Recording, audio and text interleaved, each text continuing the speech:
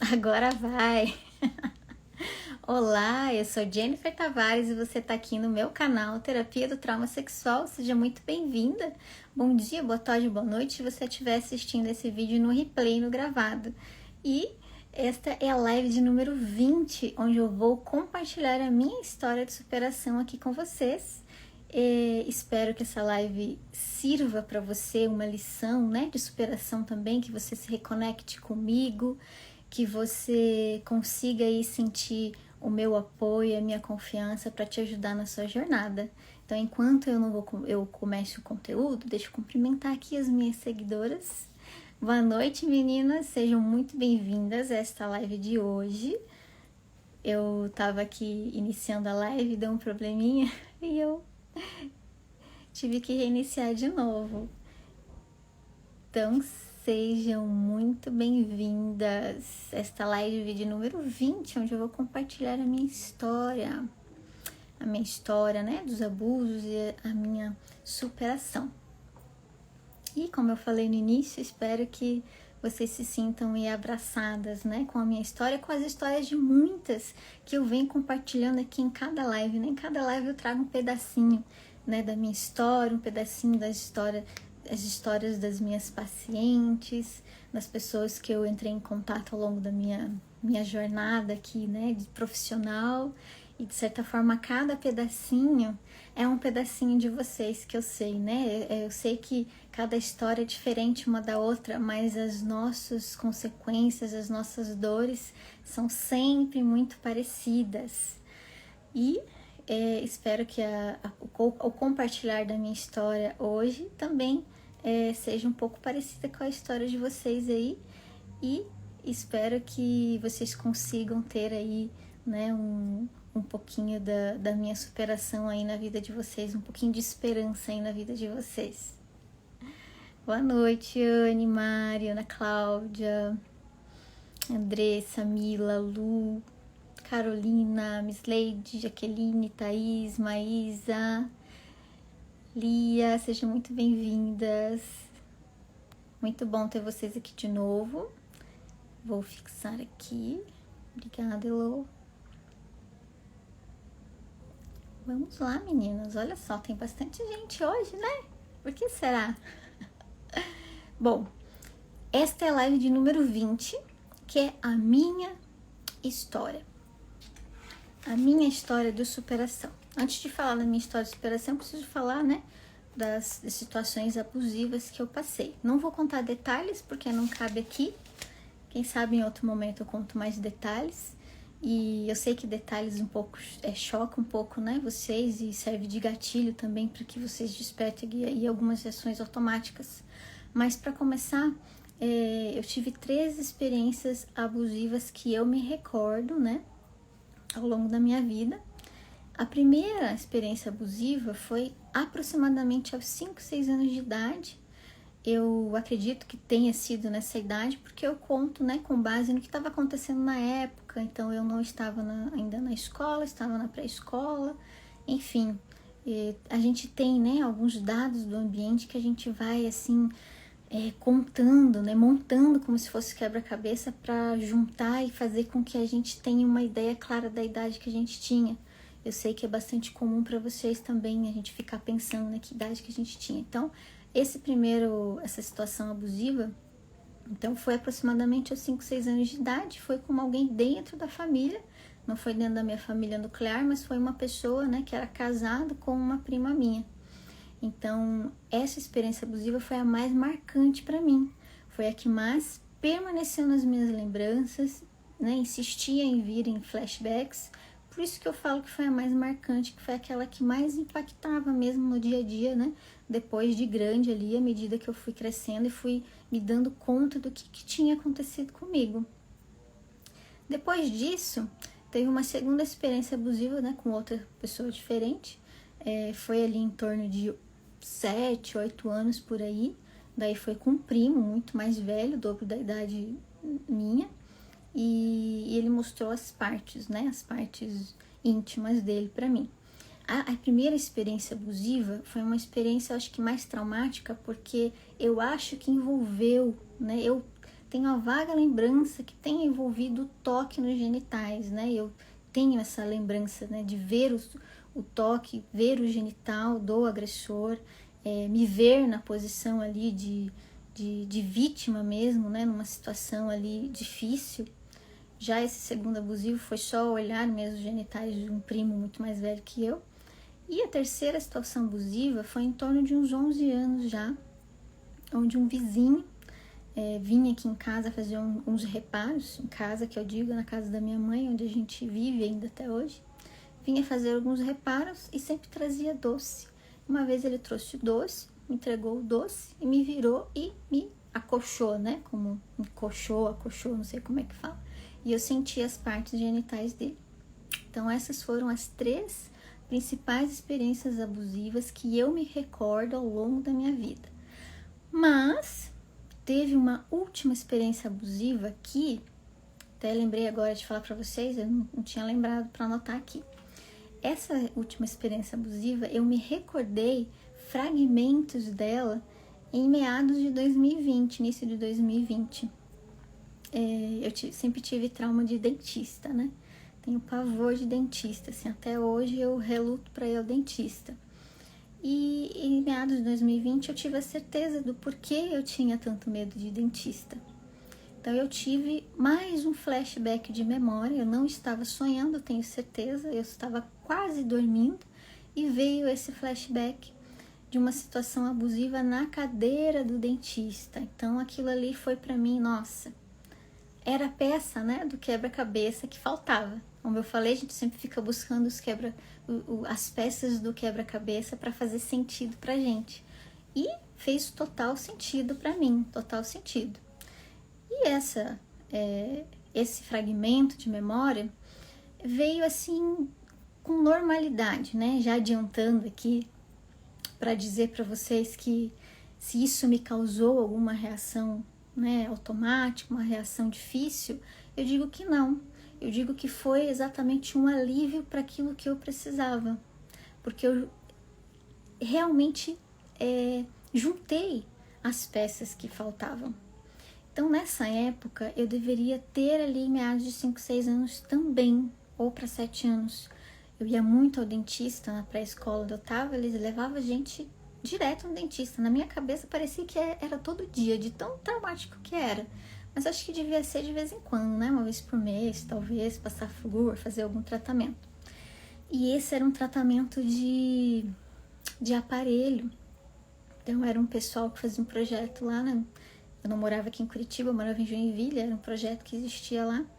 E eu participava desse projeto. E eu me recordo que esse dentista era uma pessoa, assim, super gente fina aos olhos, né, dos adultos. Mas eu, particularmente, não gostava dele.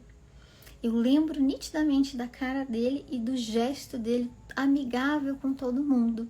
Mas eu lembro também dos adultos. A minha mãe fala muito bem dele até hoje. Nossa, aquele projeto de Bauru e não sei o quê, daquele dentista maravilhoso. Tá aí, né? Por que ele é tão maravilhoso assim? Tá explicado. Então veio esse flashback de memória na cadeira do dentista e tá tudo bem, já preencheu o quebra-cabeça que faltava pra mim, pra minha vida. E tá tudo ok. Enfim, essas foram as 4 experiências abusivas que eu me recordo para passar para vocês. Se vocês chegaram aqui depois vocês olham o vídeo gravado e assiste, né? No início ali que eu falei dessas 4 experiências abusivas. Essas 4 experiências foram as que mais marcaram a minha vida. Fora assédios, né? Por aí que uma criança passa. A minha geração, né, sempre andou por aí sem muito cuidado dos adultos. Então ia no mercado, ia na vendinha da esquina e era tudo muito normal. E sempre tinha assédio, gente. Vocês que estão me vendo aí, estão me assistindo, vocês sabem que vocês também passaram por assédios, né, de chamar a atenção da criança na rua. Lembrei, teve sim mais uma situação, né, de assédio, onde eu passava na frente da casa de alguém e alguém me chamava para dentro, mas aí eu já dava no pé. Isso era em torno de uns 12, 13 anos por aí. Então eu sempre fui de fugir Quando o terceiro assédio que eu comentei com vocês, do vizinho, quando ele aparecia aqui em casa, eu sempre dava um jeito de não ficar no mesmo ambiente que ele. Esse era o meu tipo de enfrentamento, diferentemente de algumas sobreviventes que congelam, que paralisam. Eu entendo isso faz parte de um sintoma chamado dissociação. Mas eu não tive esse tipo de sintoma, eu realmente conseguia enfrentar da maneira de fuga mesmo. Mas não contava para ninguém. Nunca compartilhei com ninguém nessas épocas. Não lembro se eu falei lá por volta dos 6 anos, não lembro, porque realmente eu não lembro, era muito nova. Mas meus familiares também não falam nada, então acredito que eu não deveria, não falei nada. Enfim, mas essa era a minha postura. Minha postura sempre foi de vergonha e de culpa, de achar que de certa forma eu tenha tido alguma situação onde eu causei os abusos que eu passei. Então, à medida que eu fui crescendo, eu fui assimilando a ideia de que algo era errado, de que aquilo que aconteceu era errado. Aos 11 anos eu já sabia que aquilo ali não era normal, que aquilo ali tinha acontecido alguma coisa. E olha só quais eram já os meus pensamentos. Nossa, será que sempre vai acontecer isso comigo? Será que isso é normal para mim? Será que é só comigo que está acontecendo isso e com mais ninguém, porque ninguém fala nisso? Então ali eu já sabia que não dava para compartilhar com ninguém, principalmente dentro de casa, porque a minha criação era sempre muito rígida, assim, muito, como é que eu posso dizer, muito controlada. E existia uma questão aqui em casa que tudo era culpa da pessoa. Então, se eu tivesse que contar alguma coisa, eu já sabia que a culpa ia recair sobre mim. Por isso eu já não compartilhava, eu já não contava. Então eu fui crescendo e assimilando esses abusos e pensando, nossa, mas aquilo que aconteceu atrás, será que... Daí chegou a época, né, da sexualidade. Será que eu sou virgem? Será que aquilo que aconteceu comigo tirou a minha virgindade? Era uma coisa muito louca, eu nem sabia o que era ser virgem e o que não era ser virgem. Tem até momentos que eu achava que beijar na boca já tirava a virgindade e podia engravidar. Era meio bobo, mas era minha ingenuidade. Então eu pensava isso, acho que com 16 anos, por aí, 15, 16 anos. Eu não sabia como funcionava. Eu sabia a maneira errada de como funcionava. Porque a gente tem educação sexual na escola, ali, lá por volta da 7ª série, a gente tem a professora senta com as meninas, senta com os meninos e explica o negócio. Eu tive esse momento. E naquele momento eu ficava pensando, nossa, será que aquilo que aconteceu comigo, será que eu perdi a virgindade? Será que eu podia ter engravidado? Meu Deus do céu! Uma coisa maluca. Enfim, eu tenho certeza que vocês também passaram por isso.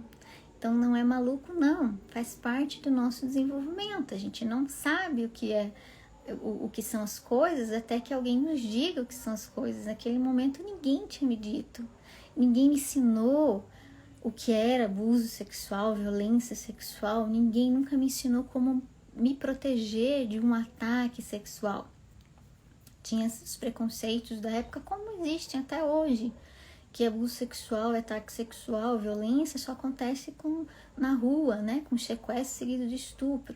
E não é bem assim, acontece dentro de casa e todo mundo negligencia esse fato, negligenciava muito antigamente e, infelizmente, ainda hoje existe esse tipo de negligência. Enfim, essas foram as 4, né, situações abusivas, assédio que eu estou compartilhando aqui com vocês. E, a partir disso, surgem, né, toda aquela gama de sintomas e consequências clássicas. Então, eu vou falar algumas aqui que aconteceram comigo. Dentre os sintomas e reações automáticas, enquanto eu era criança, até meados ali da adolescência, eu tinha muitas dores na boca do estômago. Eram dores assim bem fortes mesmo, que não tinha explicação.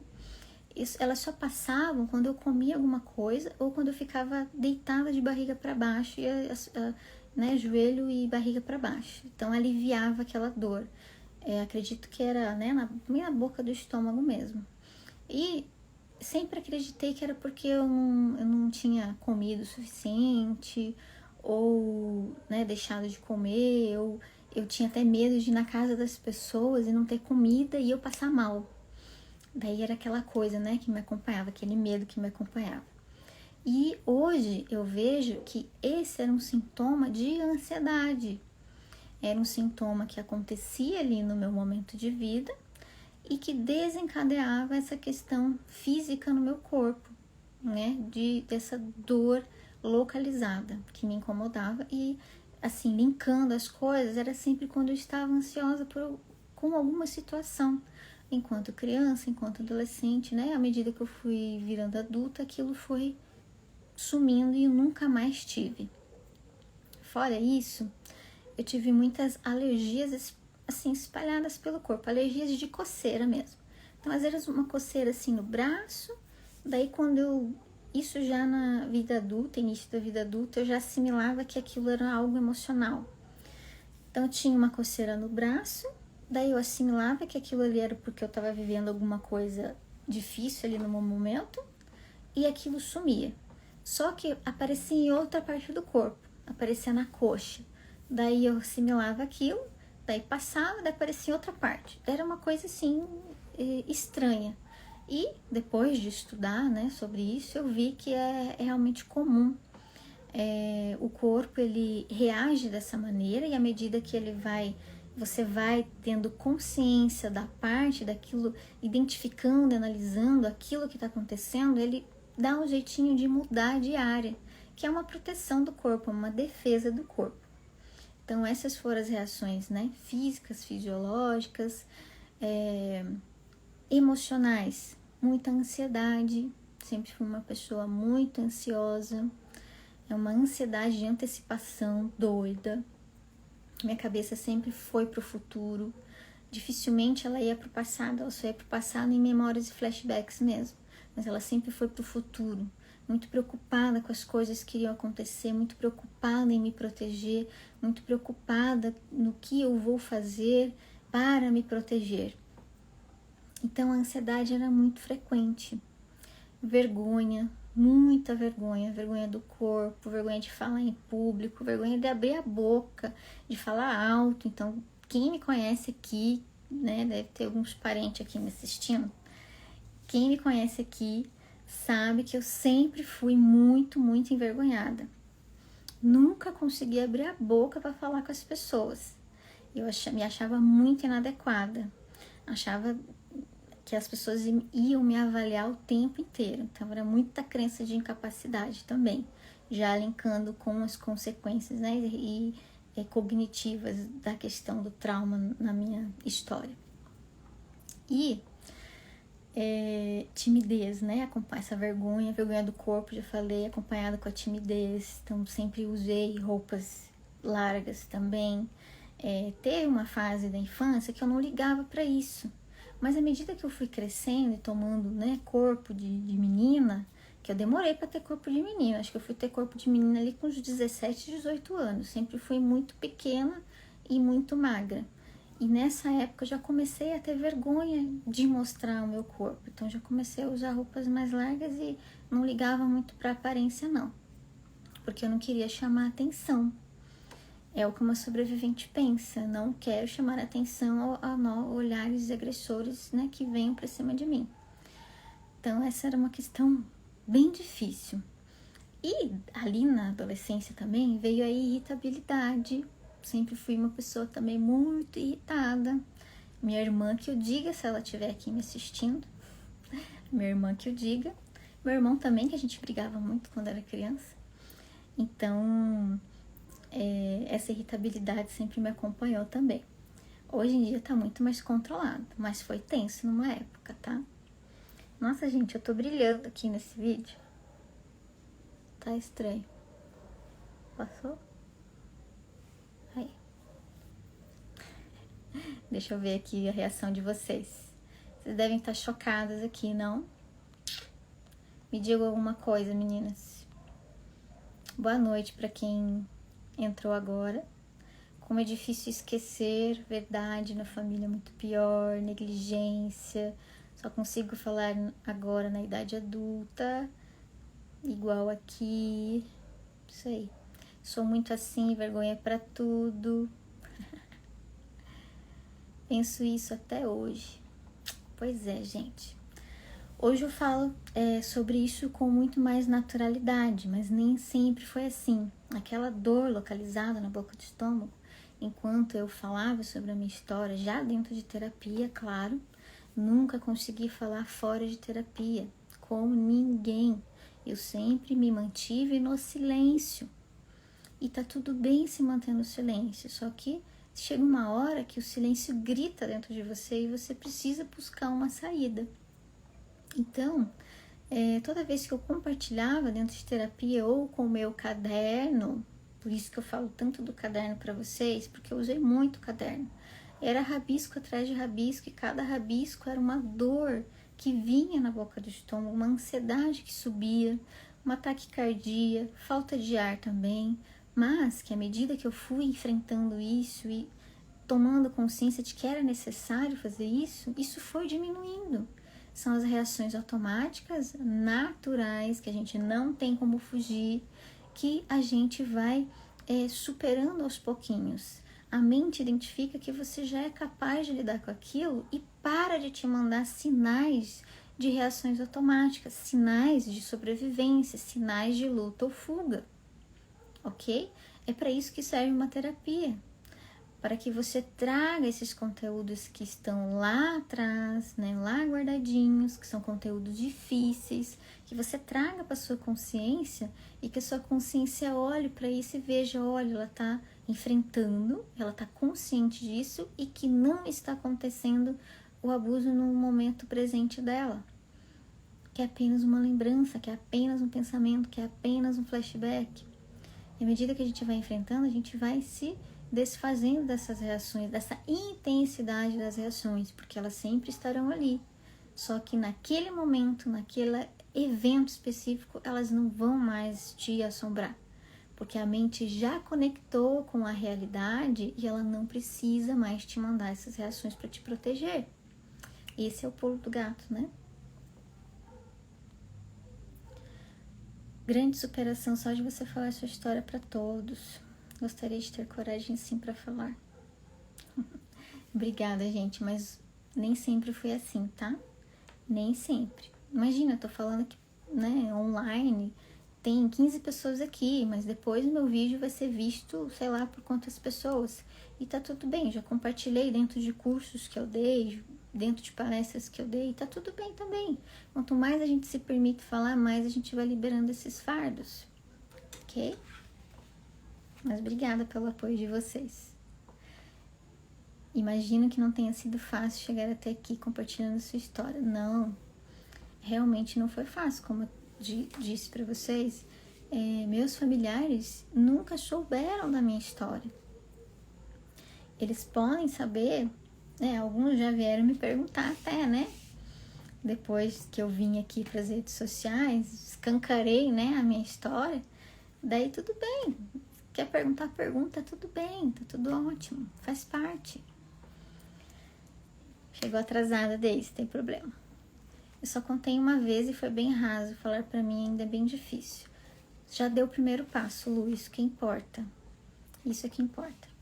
Mas vamos lá, fiz uma colinha aqui pra não esquecer de tudo que eu tenho pra falar pra vocês, que é muita coisa, gente. Então, falei dos sintomas, né? Sintomas cognitivos. Sempre falei aqui pra vocês da minha dificuldade de memória, né? Então, eu sempre tive dificuldade de atenção, de concentração. Meu aprendizado sempre era muito difícil. Eu nunca fui uma aluna ruim. Eu sempre fui esforçada. Nunca fui CDF, mas eu fui esforçada. Mas eu sempre tive que tomar a matéria trocentas vezes para poder, né, assimilar aquilo, né? Eu criava estratégias mnemônicas para eu lembrar daquilo que eu estava estudando. Isso me ajudou bastante. Mas isso é um sintoma causado pelo trauma sexual, porque afeta diretamente a região do hipocampo, né, responsável pela memória. Então, essa dificuldade cognitiva aí, de memória, é uma consequência também do trauma. que resolveu muito depois, né, da terapia e muito mais depois quando eu comecei a praticar meditações da atenção plena, que deu mais uma boom no meu cérebro, porque é isso que ela faz. Então, sintomas cognitivos, né? Reações automáticas da culpa. Falei para vocês da culpa. Eu sempre tive muita culpa de tudo. Se eu fizesse algo errado, a culpa é minha. Se alguém se machucasse na minha frente, putz, a culpa era minha. O que eu fui fazer? Mesmo eu sabendo que eu não tinha aquela responsabilidade, o sentimento da culpa, para quem tem culpa aí, sabe qual é o sentimento da culpa? É uma coisa que nos corrói, né? É quase igual o sentimento de abandono, é uma coisa muito forte que mexe aqui dentro e parece que não tem fim. Então eu tinha essa culpa, sentimento de abandono também, uma coisa que eu carreguei, né? E não foi muito... É recente, né, a questão do abandono, faz alguns anos que eu senti que a questão do abandono já estava resolvido, aquela necessidade de ser sempre aprovada, de ser sempre validada, e se a pessoa não me validar, se a pessoa não me aprovar, é aquele sentimento de rejeição acompanhado com abandono que fica ali, que insiste em ficar ali no nosso corpo, e é realmente muito difícil de lidar com isso, quando você não sabe de onde vem, quando você não entende o que está acontecendo. O que mais? E os flashbacks, as lembranças traumáticas, memórias traumáticas, isso sempre eu tive, né? Sempre me acompanhou até a idade adulta. Flashbacks de memória me assombraram o tempo inteiro quando eu casei e até quando, né, eu tive filho. Então esses flashbacks foram até a causa para eu buscar ajuda terapêutica, né? Eu sabia que aquilo ali estava afetando o meu relacionamento, mas eu não sabia de que forma, eu não sabia por que acontecia aquilo, ainda não sabia o que era trauma sexual, ainda não sabia nem o que era abuso sexual. Nunca na minha vida eu me deparei com alguma coisa na TV, ou com alguma coisa na escola, ou algum panfleto, nunca. Eu só fui conhecer o que é abuso sexual na faculdade de psicologia, quando eu fui estudar psicologia. Ali eu vi o que era abuso sexual e caiu uma ficha, eu sofri disso. Eu só posso ter sofrido disso. Daí vendo todas aquelas consequências, nossa, quantas consequências, eu tenho isso. Eu tenho tudo isso. Então, eu acho que eu tive sorte, né, de ter feito faculdade de psicologia, porque dentro da faculdade eu me vi diante de muitas coisas que eu não via antes, que me abriram a mente, né? Fizeram com que eu acordasse para a vida e visse que eu tinha problemas e que eu podia resolver meus problemas se eu fizesse uma terapia. Mas, calma lá, antes de saber o que era abuso sexual, eu já tinha ido para terapia. E o fato de eu ter ido para terapia não foi por conta, assim, totalmente das minhas consequências.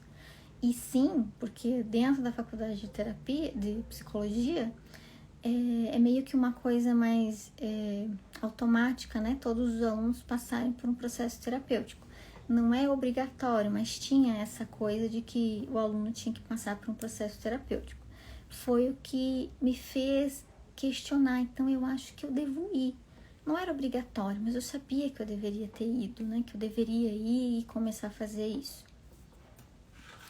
Então eu resolvi ir. Isso foi no início, né? Acho que 2 anos depois ali do meu casamento. Enfim, passei 2 anos terríveis do casamento para depois começar a ir para terapia, já sabendo que era uma coisa que eu precisava, né, dentro da minha formação psicológica, profissional, e já linkando com a minha necessidade emocional.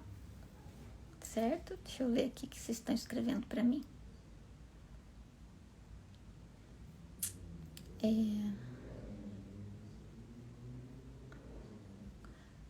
É tão bom saber que não estamos sozinhas.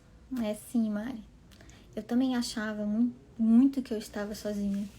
Na verdade, eu sempre achei, até dentro da terapia, eu achava que eu era sozinha. Até fazendo estágios na área social, estudando mais a fundo abuso sexual, eu ainda achava que aquilo era super raro e difícil de acontecer. Também tem muita dificuldade, está sendo muito difícil a faculdade. Culpa, vergonha é algo que não sai. Estranho, não sei se acontece com mais alguém, mas eu não consigo medir o tempo antes do estupro. Tipo, não lembro quanto tempo eu namorei com o cara que me violentou e que nada que se refira a tempo antes desse episódio.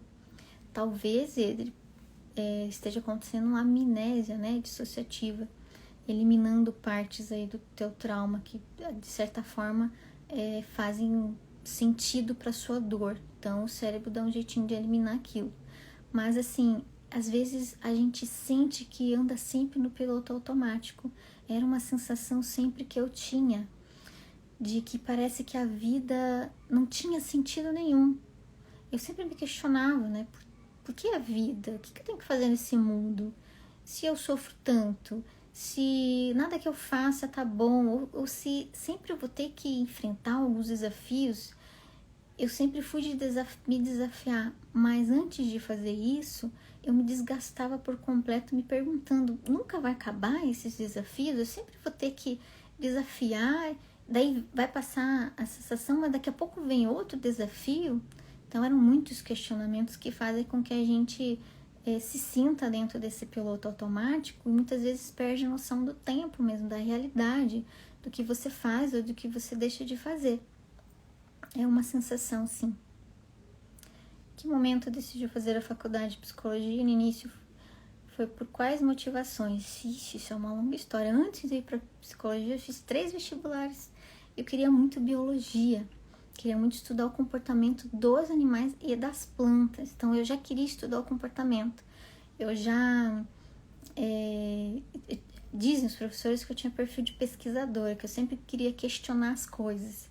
E eu gostava muito de saber por que a planta faz isso, por que o animal faz tal comportamento e tal. E eu fui fazer vestibular para biologia, não passei. Daí desisti da biologia, daí fui para engenharia ambiental, também não passei. Depois acho que foi biotecnologia, também não deu. Era alguma coisa ligada às ciências biológicas que eu gostava muito. Por fim, eu fui para a faculdade de farmácia, porque na época eu já trabalhava de técnica de laboratório dentro de hospital e adorava aquele ambiente. Só que eu adorava muito andar no hospital e entrar no quarto dos pacientes e conversar com os pacientes. Eu acho que foi ali, acho não, tenho certeza, e outras questões também. Foi ali que eu decidi que eu ia fazer a faculdade de psicologia. Então, mudei para psicologia e me encontrei ali, claro. Fora, né, todo mundo que faz psicologia, se tiver psicólogo aqui me assistindo, sabe, né, que a gente sempre se questiona, sempre quer saber a origem dos nossos problemas, é mais fácil ir para psicologia pra gente tentar se entender. É mais ou menos isso também. Jennifer, comigo já aconteceu de provocar amnésia, os flashes de memória só vinha quando passava por situações traumáticas. Aí vinha a revitimização. Pois é, então, os flashbacks, eles sempre vêm acionados por gatilhos do ambiente. Então, infelizmente, os seus flashes vinham nos gatilhos de situação traumática, né? Pode acontecer. Os meus vinham muito na situação da intimidade sexual. Eram os momentos que eles mais surgiam, né? Provocando ali o congelamento, total fuga para o passado, né? Porque quando os flashbacks vêm, a cabeça não fica no presente, a cabeça vai para o passado e não tem condições nenhuma de estar naquele momento presente daquela forma. Então, é muito desgastante. Quando tu começou a enxergar sentido na vida? Olha, se eu disser para você, Mari, que o sentido da vida para mim começou mais assim, concretamente, quando eu vim para cá. Quando eu vim para cá e me desafiei a fazer esse canal e trabalhar somente com mulheres e estar aqui ao vivo com vocês. Esse é o sentido para mim, para minha vida. Hoje o sentido da vida para mim é fazer com que o meu trauma todas as dificuldades que eu passei fizessem um sentido para mim, no qual Ele me trouxe até aqui. Ele me trouxe até aqui para falar para vocês que vocês também podem superar. Então esse é o meu propósito e o meu sentido da vida. Eu acredito que a gente não passa por dificuldades, por problemas à toa, que essas dificuldades fazem com que a gente crie fortalezas, que a gente crie qualidades e que essas qualidades não servem só pra gente. Essas qualidades servem pra gente aplicar elas no mundo e compartilhar com as outras pessoas, que é o amor. Esse é o sentido da vida para mim. Quanto mais amor, quanto mais gratidão eu dou, mais gratidão eu recebo, mais ajuda eu dou para vocês, para as pessoas ao meu redor, mais eu ganho reconhecimento, mais isso me enche de amor e de alegria, e isso faz com que seja o sentido da minha vida. Então, até, não sei se dá para chamar isso de falácia, mas é o sentido que eu criei. Cada uma de nós cria o sentido que quiser. A própria palavra diz, né? A gente cria o sentido que faz sentido para você. E esse é o sentido para mim, de estar aqui com vocês. E é uma alegria tremenda estar aqui com vocês. Certo? Opa, não tem mais comentários. Estou assim, não passou porque era aqui que você deveria estar. Isso aí, Lu, complementou aqui, viu? É aqui que eu deveria estar, exatamente. Esse é o sentido da vida pra mim. Aconteceu o que aconteceu no passado, tá tudo bem. Eu fiz as pazes com isso porque achei o sentido de, eu deveria ter passado por aquilo pra eu estar aqui hoje, pra eu ter conquistado tudo que eu conquistei, pra eu estar ajudando tantas pessoas como eu tô ajudando. Fechou, tá ótimo. Opa, o que eu fiz aqui?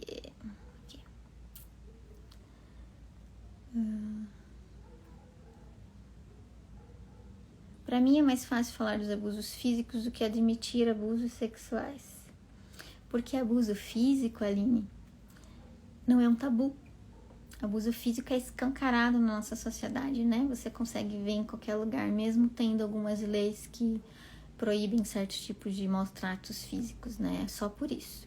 Tudo que é tabu não é falado. Por que falar dos abusos causa tanta vergonha? Além da dor que é normal, é saber que culpa não foi minha, não anula a vergonha que tenho de falar sobre. Pelo simples fato do abuso sexual ser um tabu na nossa sociedade. A gente não consegue falar, a gente tem vergonha porque dentro da mente de uma sobrevivente ela acha que ela está sozinha no mundo, que ela é a única a ter passado pelo que passou. Por isso ela tem vergonha de relatar. Vergonha da reação da outra pessoa, medo da reação da outra pessoa, dos julgamentos, dos olhares duvidosos, né, da falta de empatia e tudo mais. Só por isso. Tenho a mesma sensação. Como minha mente parece focar mais as lembranças da violência física, eu tenho dificuldade na empatia com a dor do outro. É algo aprendido para você se proteger. Por isso que é tão difícil para você. Entendo, você tive... Ah, tá. Colega aqui apoiando a outra colega. Obrigada. Uau, me vi completamente nas suas palavras. Gratidão. Obrigada, Raíssa. Bom, meninas, deixa eu seguir meu script. Agora as consequências. Falei dos sintomas, né? Sintomas e reações automáticas que toda sobrevivente sente. São coisas que eu senti ao longo da minha vida e algumas até... Não se tornaram reações automáticas, mas se tornaram consequências como os pensamentos, né, paralisantes, de vergonha, de inadequação. E isso está, assim, dentro daquelas 4 crenças que eu sempre falo aqui para vocês. Abandono, rejeição, não merecimento, incapacidade. Eu sempre me achei incapaz de fazer qualquer coisa, de ter qualquer coisa. Não merecedora de estar aqui hoje. Passei 3 anos da minha vida procrastinando isso aqui, para vocês terem ideia. Eu tenho colegas aqui me assistindo, elas sabem do quanto eu penei para gravar um vídeo. Era sempre a vergonha que tomava conta, era era o medo da avaliação dos colegas, de outros psicólogos, de outros colegas profissionais, de eu estar aqui falando besteira, mas uma coisa não tem nada a ver com a outra, entende? Era uma coisa muito difícil que eu não conseguia entender, mas consegui superar, e o auge da minha superação, o topo da minha superação, foi sim enfrentar crenças de capacidade, porque isso ainda bate, mas com menos frequência e com menos intensidade. Eu já falei para vocês que ter o dia de live é bastante tenso para mim, porque eu gosto de preparar o material, eu gosto de estar tudo perfeito, e isso, de certa forma, é alimentar a crença de capacidade. Mas eu sei que ela está ali e que a minha atitude vai fazer total diferença para eu alimentar ela ou não. Então, se eu desistir de estar aqui, eu vou dizer sim para a minha crença de incapacidade. Mas eu enfrentar e estar aqui com vocês, eu estou dizendo não para ela sempre, e ela vai ficando pequenininha até ela sumir da minha vida por completo. Às vezes ela não some, mas tudo bem, pelo menos eu sei lidar com ela, tá? Então, isso não era só que me atrapalhava no dia a dia, atrapalhava muito na carreira, no trabalho, no relacionamento com as pessoas. Me sentia incapaz de ter uma conversa à altura com algum profissional dos lugares onde eu trabalhava, como eu trabalhava no hospital, né? Então, tinha colegas ali que tinham uma formação maior que a minha, eu era técnica, eles eram formados, então eu tinha vergonha de conversar com eles, por total falta de capacidade, de achar que eu não era capaz daquilo. A questão do merecimento, já falei, a questão da rejeição. Eu era uma pessoa que dizia sim para todo mundo. Me pediam um favor, sim, eu faço. Eu tinha o maior prazer de fazer alguns favores, mas tinha alguns momentos que eu não queria fazer aquilo. E de certa forma eu fazia, para não deixar a pessoa triste e para não deixar a pessoa até magoada comigo e parar de ser minha amiga ou me rejeitar de alguma forma. Então, dizer não, para mim, também foi um desafio ao longo da minha terapia. E falando da terapia, né, gente?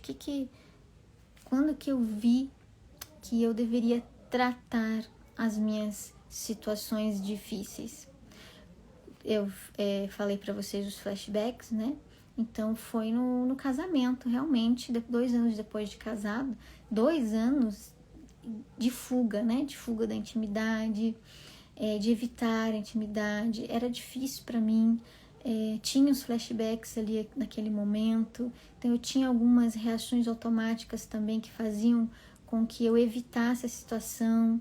Eu era irritada, né? Fazia situações para provocar irritabilidade no meu marido, para fazer com que ele desistisse de ter alguma coisa comigo, e eu sabia que aquilo ali não era certo, não era correto.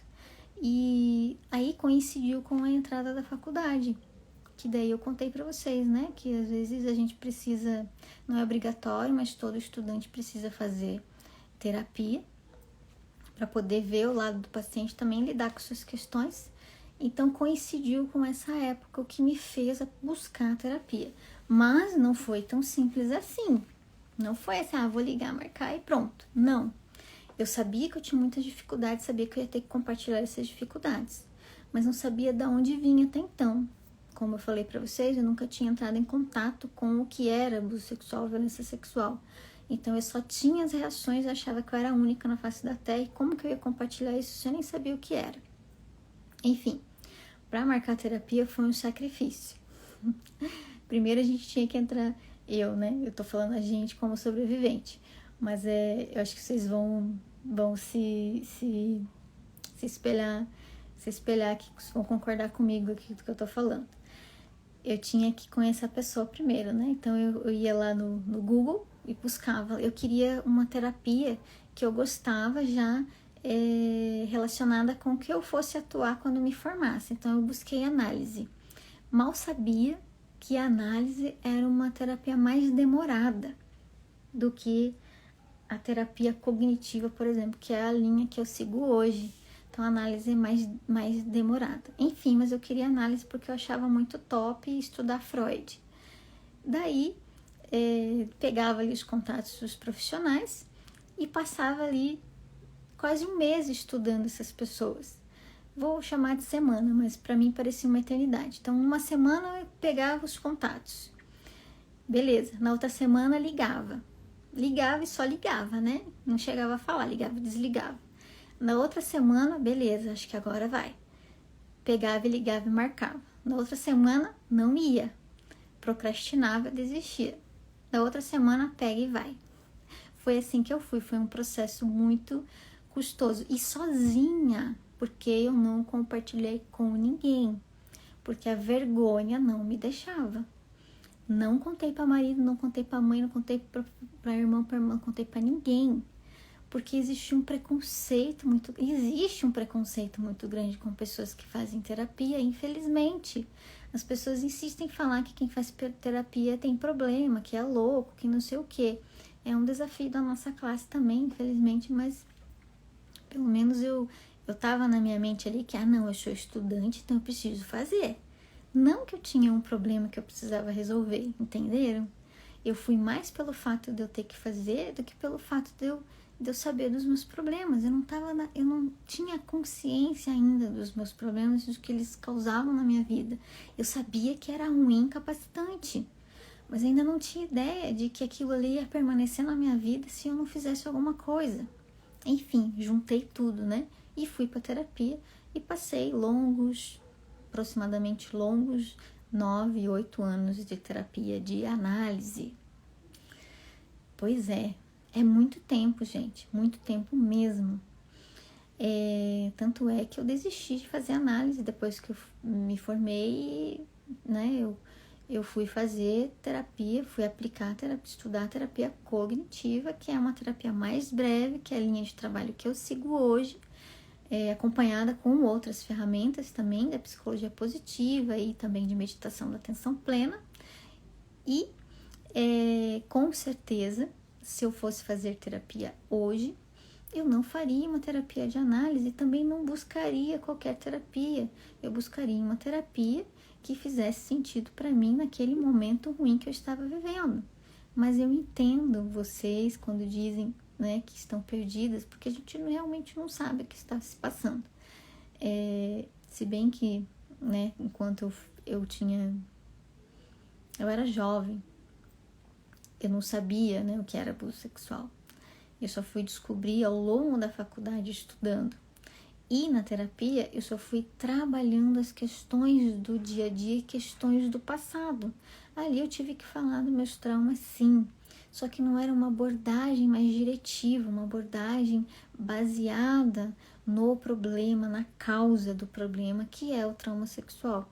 Ali era uma terapia mais da fala, né? Mais de falar sobre as coisas. Então, era a mudança, né? Na terapia de análise ocorre através da fala. Então, por isso que é tão demorado. Enfim, essa é só uma crítica minha, mas nada de errado. Tem pacientes que cabem muito bem com análise, preferem análise e tá ótimo. Existe cada modelo, cada linha terapêutica para determinado paciente e tá tudo bem, todo mundo se resolve. É só um adendo aqui que eu tô dizendo para vocês do porquê eu levei muitos anos para resolver isso. E também porque eu sou uma pessoa muito demorada para me adaptar às situações. Até hoje, se eu for fazer alguma coisa, eu demoro um pouquinho para me adaptar, mas eu me adapto. Então, tinha a ver com a minha dificuldade também, né? De aprendizado, porque terapia também é um aprendizado. Enfim, vamos ver o que vocês estão escrevendo aqui. Você é incrível, obrigada, Lu. Você traz inspiração, obrigada, Aline. Eu já muito isso até com os psicólogos irritava elas para que elas desistissem de mim. Hoje ainda me vejo fazendo isso com elas e com os paqueras. Já fiz. Tratava meu filho, mas não admitia que também precisava agora. E a questão do filho é uma outra questão também que surgiu, né? Então depois veio a maternidade, veio mais um desafio. Agora é outro foco da terapia para lidar com as questões da maternidade. Eu já sabia que eu tinha medo de ter um filho, medo de ele não ser protegido, medo de eu não conseguir proteger, medo da minha impulsividade ou irritabilidade afetar a criação dele. E depois que ele nasceu, eu me vi mesmo nesses desafios. Era um controle absoluto com as situações, que é mais uma consequência que eu tive, né, que eu adquiri por conta dos traumas. É o controle absoluto das minhas coisas, o controle absoluto das coisas dos outros, do ambiente, tudo, né? A gente faz tudo isso para nos proteger. A gente faz tudo isso para que tudo seja da melhor maneira possível, redondinha, que nada saia, né, do combinado, para que a gente não tenha todas aquelas reações. Ou seja, a gente faz o enfrentamento negativo e continua no mesmo ciclo vicioso. A gente não sai daquele ciclo. Isso é enfrentamento negativo. É o que eu fazia, né, a minha vida inteira até superar o trauma. Bom, que bom, fico feliz por ter conseguido. Colegas apoiando colega. O estranho é que eu consigo contar naturalmente minha história, mas na terapia eu travo, não consigo. Olha, existem muitos mecanismos de defesa que a gente desenvolve para poder contar a nossa história. Tem gente que conta rindo, tem gente que conta fazendo piada, tem gente que dissocia contando, ou seja, eu tô contando aqui, mas a cabeça tá em outro lugar para poder ir para um lugar seguro e não deixar que o corpo, né, tome conta, porque é bem assim. Eu posso falar, a gente tem várias camadas de consciência, eu posso falar, ouvir, pensar outra coisa e ouvir outra coisa em outro lugar. Então, é comum que você faça essa fuga. Eu estou falando, mas a minha cabeça não está aqui no que eu estou falando. A minha cabeça está em outro lugar, divagando num lugar bonito, para que a mente saiba que eu estou num lugar seguro e não me mande aquelas reações automáticas. Por isso que você fica plena contando. Na terapia não tem como fugir, você está consciente de que ali você vai ter que compartilhar. Por isso que você sente essa dificuldade. Quando eu fazia terapia, só uma amiga minha sabia, a pessoa que me levou, mas ninguém na minha família. Tá tudo bem, gente. Nem sempre é importante compartilhar com a sua família, principalmente se a sua família, você souber que a sua família não vai te apoiar ou vai te julgar de alguma forma. Então, encontre uma amiga, uma pessoa de confiança que te apoie. E tá tudo bem. Vamos lá. Então, eu anotei em tópicos aqui, as minhas dificuldades durante a terapia eu tive muitas dificuldades. Como eu falei, era uma terapia de análise, então não era muito focada nos meus problemas, era mais de falar, né, sobre o passado e volta, e o que tem a ver com hoje, volta, o que era a mãe, o que era o pai. Eu levava muito mãe e pai para terapia, porque eu tive pai alcoólatra, então a mãe também é tóxica, emocionalmente tóxica, então era muita coisa de pai e mãe, e pouca coisa do trauma sexual. E isso me fazia ainda me sentir confusa, ainda estava confusa com essas minhas reações. Eu queria mais deixar de ter as memórias, deixar de ter os flashbacks. E isso por si só não estava funcionando, porque eu acredito que não tinham ferramentas práticas para isso. E ok, anos depois isso passou. De tanto falar, de certo, né? Porque traz para a consciência esses conteúdos e assimila e tudo bem. Mas 9 anos, gente, eu não queria que tivesse sido tão longo. Eu queria poder ter superado isso mais brevemente, poder ter aproveitado grande parte da minha vida. Mas tá tudo bem, se teve que ser assim, tudo bem. A gente tem que aceitar. E eu aceito, numa boa. Mas durante esses 9 anos, eu tive recaídas, sim, vontade de desistir, vontade de não ir para terapia, como a colega disse, enrolar a terapia e a terapeuta e fazer com que ela me expulse. Então, teve esses meus baixos, muitas vezes, vontade de desistir várias, desesperança, muita desesperança, achando que eu devo ter problema mesmo, isso nunca vai dar certo. E até o fato de eu ter feito a faculdade de psicologia até pôde ter me ajudado muito mais do que a própria terapia de análise, porque eu já ia pesquisando sobre abuso sexual, ia escrevendo no meu caderninho, era uma sugestão da terapeuta, mas eu gostava muito de escrever e já sabia que era bom fazer aquilo, que era catártico. Então, como eu já estudava, já sabia N ferramentas que eu podia fazer e já começava a aplicar em mim mesma ali, na minha jornada. E muito disso eu agreguei hoje em dia como ferramentas para as minhas pacientes. Foi assim que eu criei meu próprio método de trabalho, vendo o que deu certo comigo e o que não deu certo comigo, para poder eliminar o que não deu certo e agregar aquilo que realmente dava certo, de que aquilo era mais objetivo, já tinha um foco maior no trauma, já tinha um foco maior em todos esses sintomas e consequências, e ter uma superação maior, um resultado mais rápido, um resultado mais breve. Era isso que eu precisava para as minhas pacientes. Já dizendo aqui que eu já abandonei a análise, migrei para a cognitiva, porque eu sou papum. Vamos resolver isso aqui, depois a gente trata o resto. Eu sou muito prática, sempre fui muito prática. Então isso me ajudou bastante e foi o que fez com que eu criasse o método, né, que eu sempre falo aqui, que é o método IAM, em 3 passos, que faz total sentido para mim, faz total sentido para as minhas pacientes. Então, nem tudo foi desperdiçado, tudo foi, né, transformado e elaborado. Enfim, então essas foram as dificuldades, tá? Então, obstáculos, né? A gente sempre tem, dificuldades a gente sempre tem, e graças a Deus que eu não desisti da minha terapia na época. Se bem que se eu tivesse desistido, eu teria procurado uma outra abordagem, mas eu gostava muito de fazer aquilo para mim, né?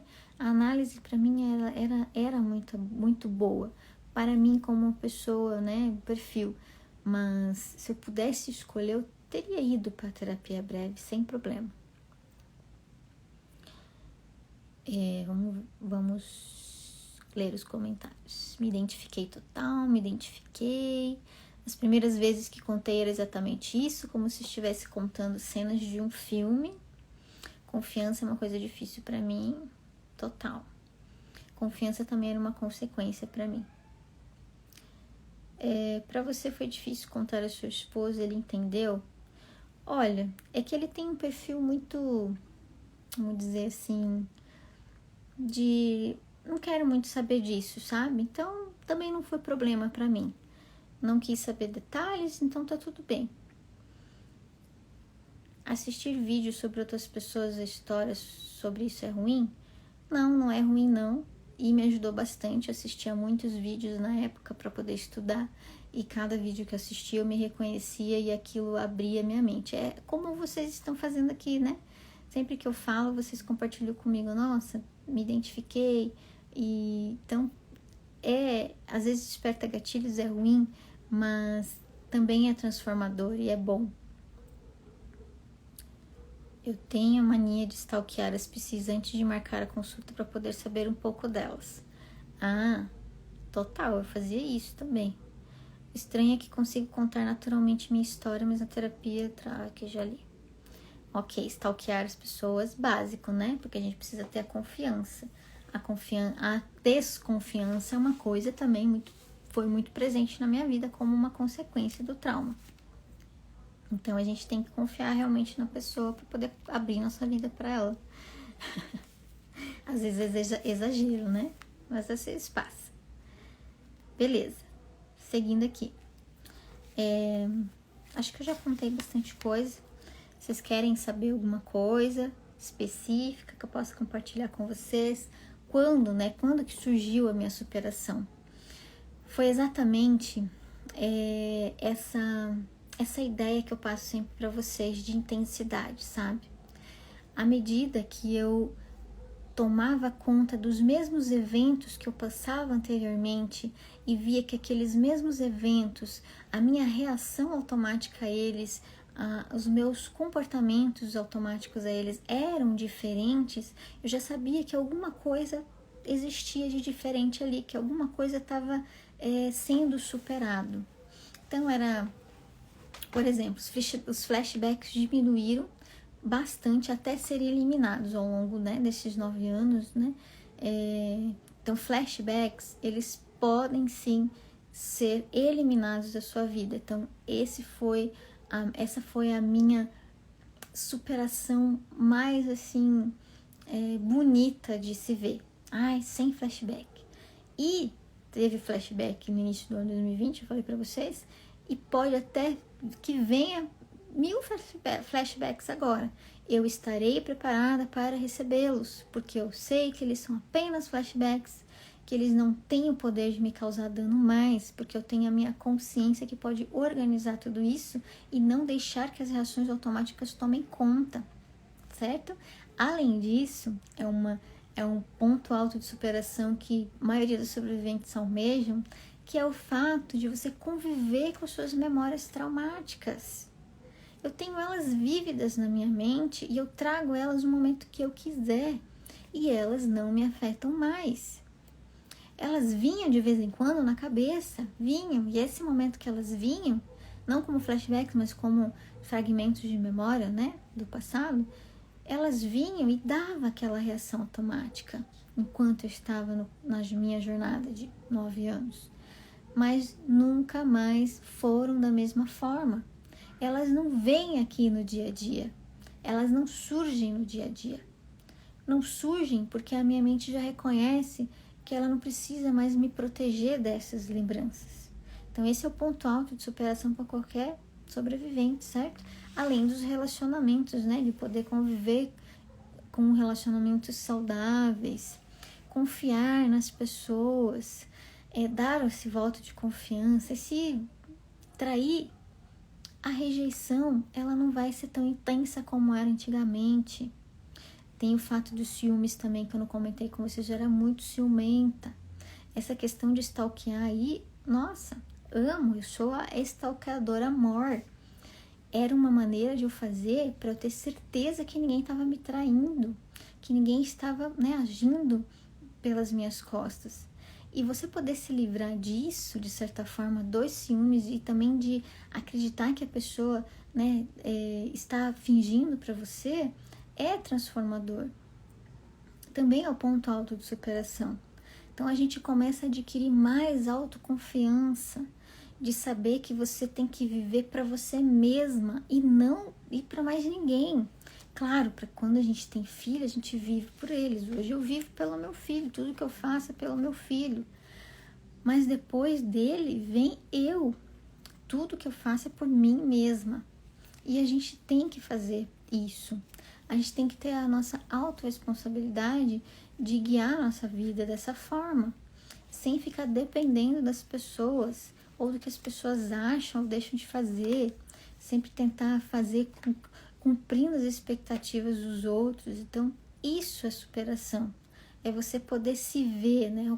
Olha como você era e olha como você é agora. Mais autoconfiante, com autoestima,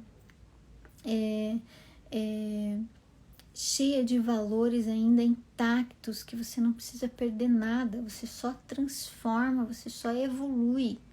Você perde, sim, atitudes disfuncionais, você perde enfrentamentos ruins que a gente acaba fazendo para lidar com aquela dor, para fugir, para evitar aquela dor, e quase que não funciona.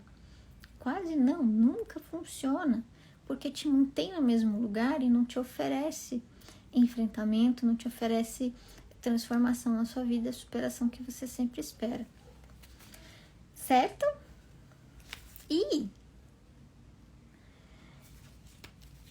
E já falei da minha missão, né?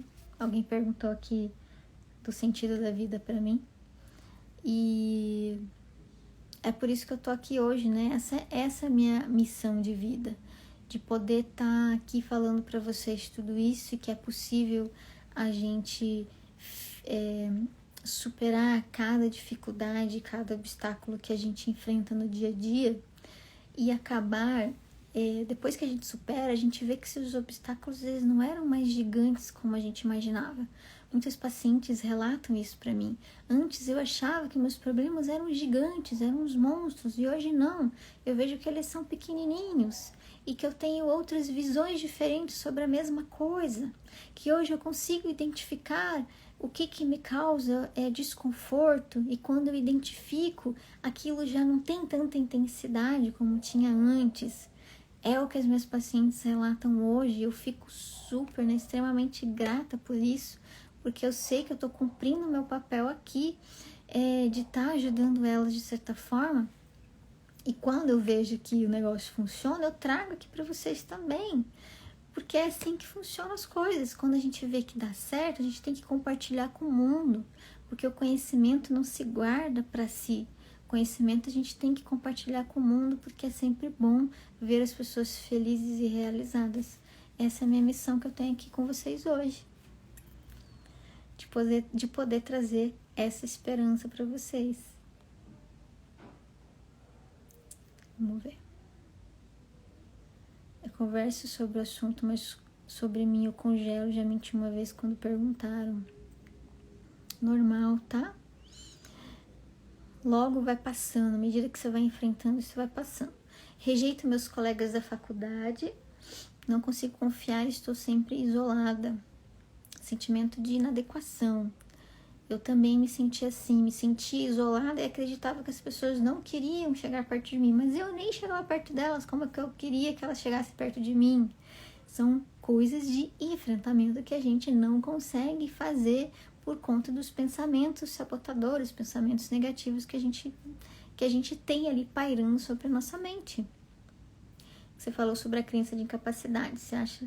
Você se acha uma pessoa perfeccionista? Sim, já fui muito perfeccionista. Era uma maneira de eu lidar com a minha crença de incapacidade. Então, eu precisava ser perfeito para eu poder acreditar que aquilo estava bom. Mas mesmo assim, eu não acreditava.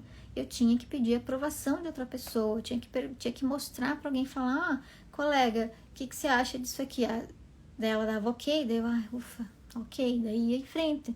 Então, isso fazia parte do meu enfrentamento também, de enfiar a cara sem que eu tivesse que compartilhar com alguém para me dar a validação que eu precisava. Eu sou super ciumenta, deixei de seguir várias pessoas porque vivia vendo com quem estava. Ciumenta dos amigos, eu sempre fui ciumenta das amigas, meu Deus. Se a amiga reconhecesse outra amiga, eu ficava, nossa, me sentindo super rejeitada. Normal, hoje tá suci. É isso aí, gente. Bom, se vocês não têm algumas perguntinhas, né, pra fazer pra mim, já vou finalizando. Vou finalizar essa live já fazendo um convite para vocês, né? A partir dessa sexta-feira agora, antes de falar isso, calma, respira. Tô ansiosa. Queria fazer um convite para vocês para a imersão Superando o Trauma do Abuso Sexual. Então, se você já acompanha aqui, já devem ter visto ali no meu stories, que do dia 4 ao dia 9 de fevereiro vai acontecer uma imersão, onde eu vou falar aqui para vocês, né? Vou ajudá-las aí a superar o trauma sexual. Então, eu compartilhei aqui minha história de superação e meu objetivo é que vocês futuramente também compartilhem as suas histórias de superação, né? Seja com você mesma, seja com a colega, seja com a família, seja com o mundo, não tem problema. Eu tenho certeza que vocês vão conquistar isso, porque essa é a minha meta, esse é o meu objetivo e eu não vou sossegar enquanto eu não ver todas essas carinhas aqui me escrevendo, dizendo que estão com suas vidas superadas, que superaram os traumas do abuso sexual que passaram. É por isso que eu tô aqui para convidar vocês também para a imersão que vai acontecer do dia 4 ao dia 9, mas antes disso vai ter um aquecimento, onde eu vou estar aqui todos os dias com vocês em lives pra gente fazer aquele aquecimento bacana para chegar no dia 4, dia 9, vocês já estarem já super preparadas para receberem todo o material que eu vou dar para vocês, exercícios práticos para vocês colocarem aí em prática no dia a dia, e eu tenho certeza que o pouquinho que vocês fizerem nesses dias aí de conteúdo, vocês vão com certeza me escrever que as suas vidas tiveram alguma mudança, mesmo que seja mínima. Tá bom? Estão super convidadas, o link tá na minha bio, clica lá no link azul e faz a sua inscrição, que eu espero vocês no dia 4. Precisa fazer a inscrição, gente, precisa, porque é para vocês receberem todo o material, para vocês receberem o resumo, senão não tem. E também as lives vão ficar somente por 24 horas. Então eu preciso avisar vocês para que vocês estejam aqui comigo, né? Sempre me assistindo na hora. Tá certo? Então, muito obrigada, gratidão por essa noite. E compartilhei um pouquinho da minha história de superação, porque tem bastante coisas que não ia dar em uma live. Dá para separar em vários tópicos e cada tópico fala muita coisa. Mas eu acho que eu consegui passar aqui o recado, consegui passar a mensagem que eu queria ter passado. Para quem sentiu aí um fiozinho de esperança, diz para mim, dá coraçãozinho aqui para mim. Sentiu um fiozinho de esperança? Acha que a minha história impactou você e fez com que você pensasse assim, nossa, se ela conseguiu, eu acho que eu também consigo? Eu tenho certeza que você consegue. Diz pra mim se você se sentiu esperançosa em vir comigo, né, nessa imersão. Manda coraçãozinho, isso aí. Obrigada, gente. Obrigada. Quero ouvir o relato de cada um de vocês ainda, viu? Obrigada, meninas. Vocês não têm mais dúvidas? Obrigada, Raíssa, Lu, Andressa, Aline, Miss Lady, Daisy. Obrigada, gente, Aline. Isso aí, gente. Valeu muito. É isso aí. Obrigada. Então, um fiozinho de esperança existe, certo? Então, eu espero vocês no dia 4. Vai ser muito bacana. Vai ser um momento bastante satisfatório para vocês, eu tenho certeza. Vai ser um momento de muita gratidão para mim também. Então, eu espero vocês no dia 4. Faça a sua inscrição. Não perca a inscrição. Depois ela fecha, não tem mais como fazer, não tem mais como receber o material, etc. E antes disso, eu vou fazer aquele aquecimento bacana, eu vou estar todo dia aqui com vocês, ok? A partir de sexta, hein? Anota na agenda, a partir de sexta eu vou estar aqui todo dia com vocês, beleza? Então, valeu pela noite de hoje, muita gratidão, gratidão mesmo, muito obrigada por hoje. Vocês são muito queridas, vocês moram no meu coração. Valeu, gente. Obrigada. Boa noite e até quinta-feira, hein? Tem live quinta-feira também. Um abraço para vocês e obrigada pelo apoio de hoje, tá? Abraço, beijinhos. Opa, tem um recadinho aqui para mim. Gratidão por compartilhar e ser essa pessoa tão especial que nos trata com tanto respeito e nos inspira a seguir em frente. Que lindo, Aline, linda sua mensagem. Obrigada, gente. Obrigada mesmo. Vocês são minha inspiração, viu? Gratidão, gratidão.